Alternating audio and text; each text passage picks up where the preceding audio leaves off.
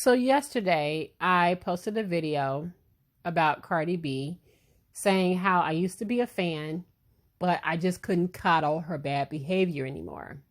Now, when I posted that, I had no idea that Cardi B earlier that day, as you can see on the time step on this tweet, had posted, "Wish I was dead."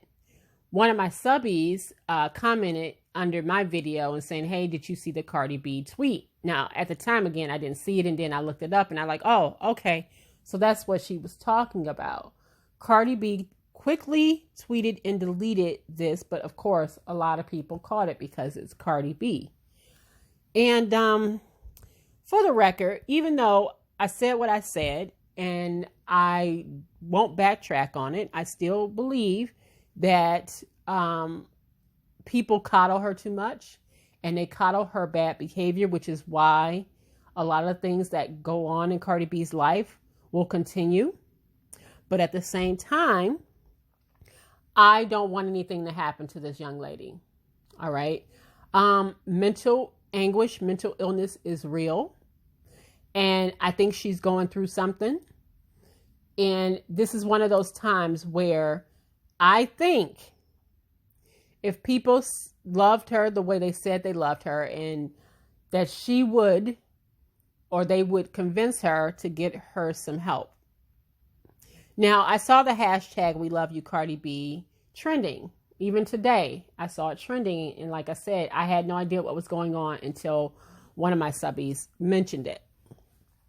And this is why I don't necessarily, although I empathize with what she must be feeling, a part of me I don't look at her as a victim.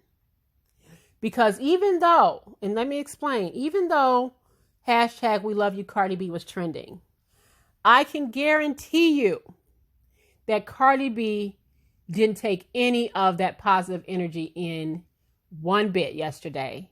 And she only consumed the negative. And that is why she is here now.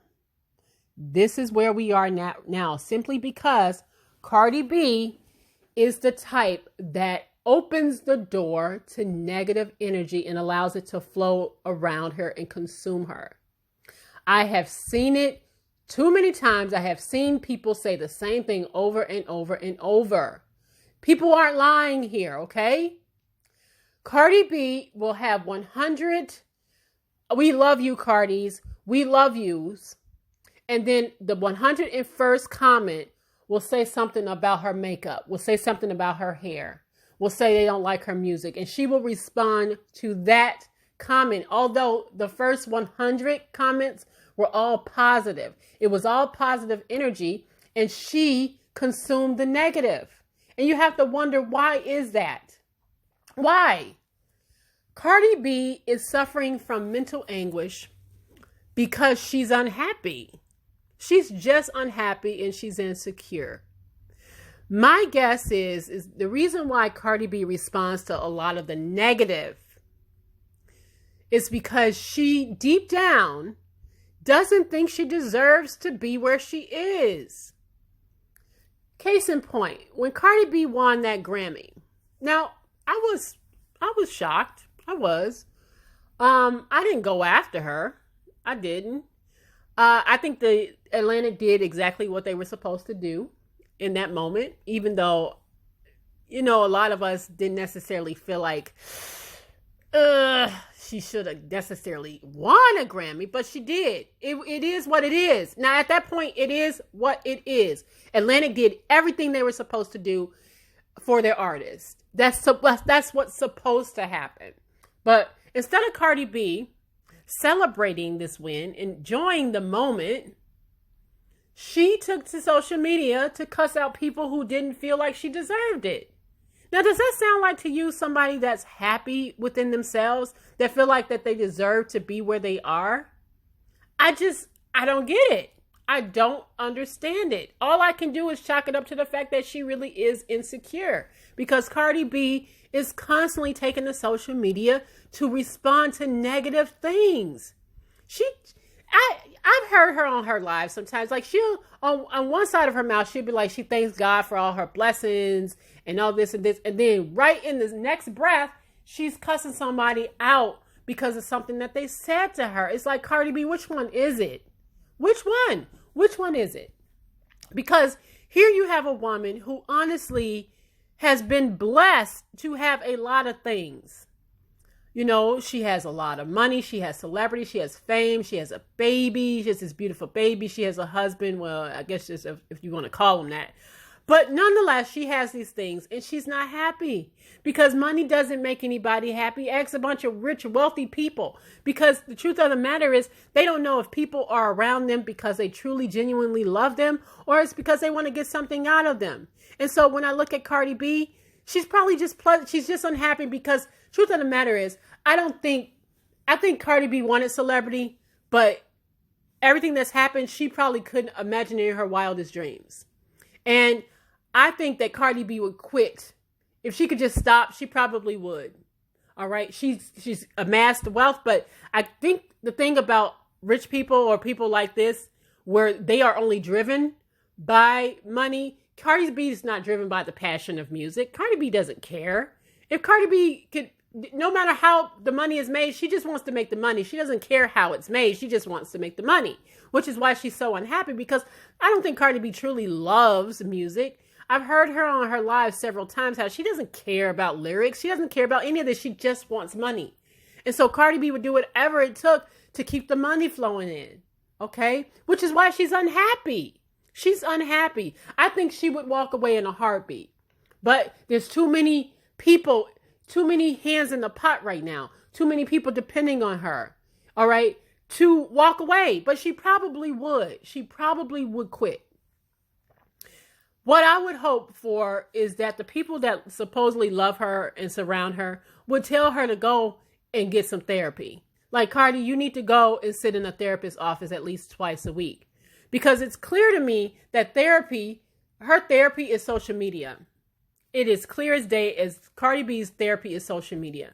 You know, you have to remember something about Cardi B. This is a person who got their start on social media. So they feel almost obligated to the people that help them become celebrities.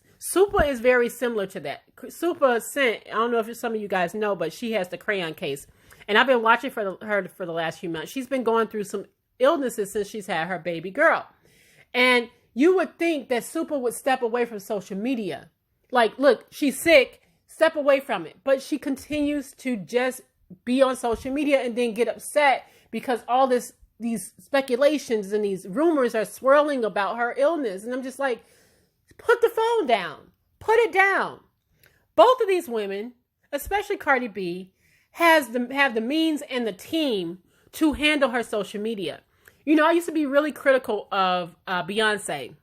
And I used to say things like, you know, well, Beyonce doesn't even interact with her fans. Why are they willing to lay down on the railroad tracks and die for Beyonce? And she won't even talk to them. She never speaks one word to her fans. And now I'm thinking to myself, you know, it's a good thing that Beyonce doesn't handle her social media, and she has a team that handles all of her posts, handles her social media, because she keeps the negative energy out of, she doesn't let it consume her.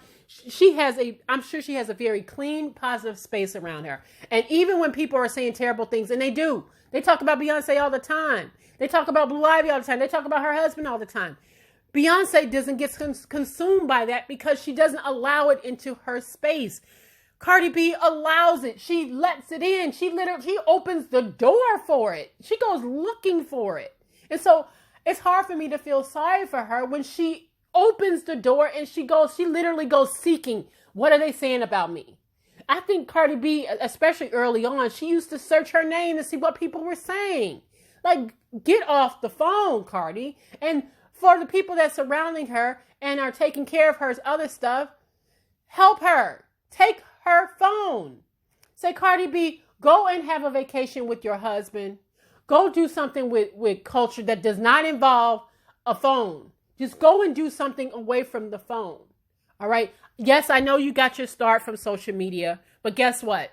We want to see you healthy. We want to see you whole. We want to see you happy. Step away from this because this is negative and it is going to harm you. It is harming you physically, it's harming you mentally. All right. You're not going to be able to please everybody. You're just not.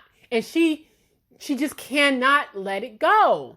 And so I don't know what else to say. I don't know what else to say, but I wish that she would get somebody in her corner that would help her in that regard, because mental illness is real. I saw her on live last night and I saw her for the rest of the day. That's why I didn't know that she had posted that, because judging from her live last night, she was bubbly. She was her bubbly usual self. She was telling different stories. She was talking to, I know Cardi B enjoys the interaction.